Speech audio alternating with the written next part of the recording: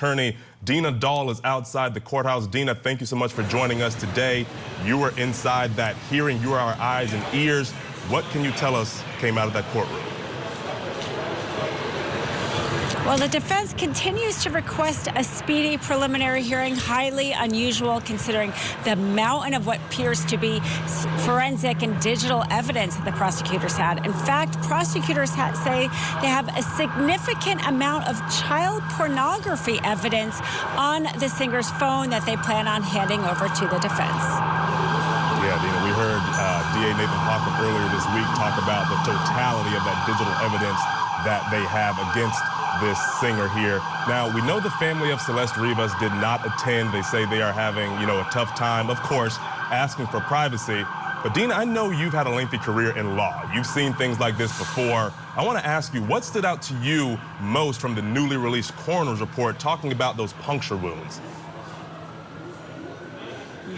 Well, this was not surprising considering, as you said, the DA said that she was killed with a sharp object. Now, in the courtroom today, her family was not there. There were two young girls sitting next to the investigators behind the prosecution table.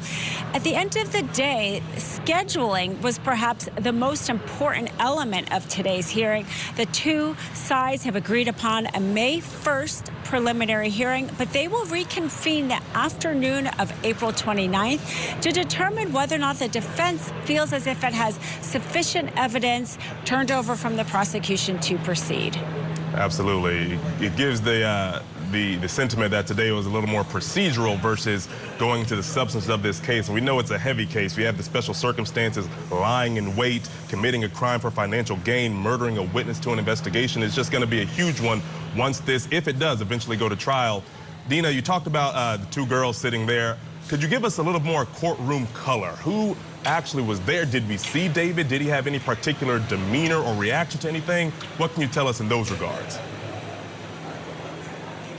Well, the courtroom was packed. There was a line going into it, and you had to be able to get there in time to get a seat. Actually, a representative from the media organization at the end of the hearing asked the judge yet again to open the hearings to cameras, and she denied it yet again. So these will not have cameras throughout the proceedings. David Burke himself walked in with an orange jumpsuit, sat down. His lawyer, Blair Burke, put her hand on his shoulder, and she did that whenever she addressed him throughout the hearing. He nodded whenever the judge said his name, answered it in the affirmative whenever she asked him a question. And at the end of the hearing, when she talked about the fact that he would have to come back at the next hearing, may have to wait, had to be on time, he folded his hands in a prayer-like position. Otherwise, we did not hear from him.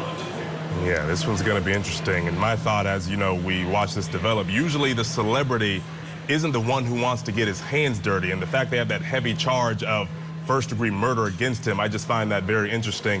Dina, did the prosecution, you talked about the child pornography they found on his digital devices.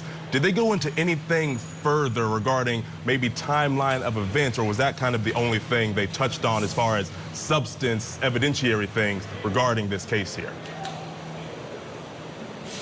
We got a better idea of the volume of evidence they have collected over these many months. And the fact that they actually convened 3 separate investigative grand juries, one in November, one in December, one in February.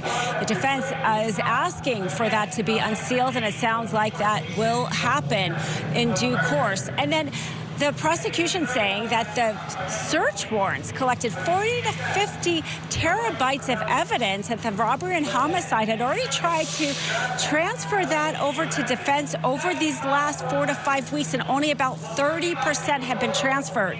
They did say as of tomorrow, the prosecution will hand over to defense more concrete arrest reports, some of the search warrant reports, also chemical evidence, DNA DNA evidence, giving us a glimpse to the fact that they perhaps do have DNA and chemical evidence they plan on introducing at trial.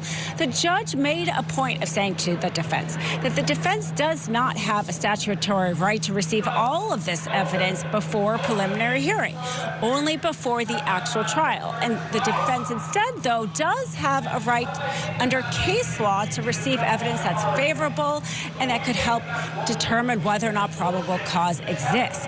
This is why there is the April 29th hearing, so the defense can decide whether or not they believe they have enough evidence to defend their client in a speedy preliminary hearing based on the evidence they have gotten so far from the prosecution.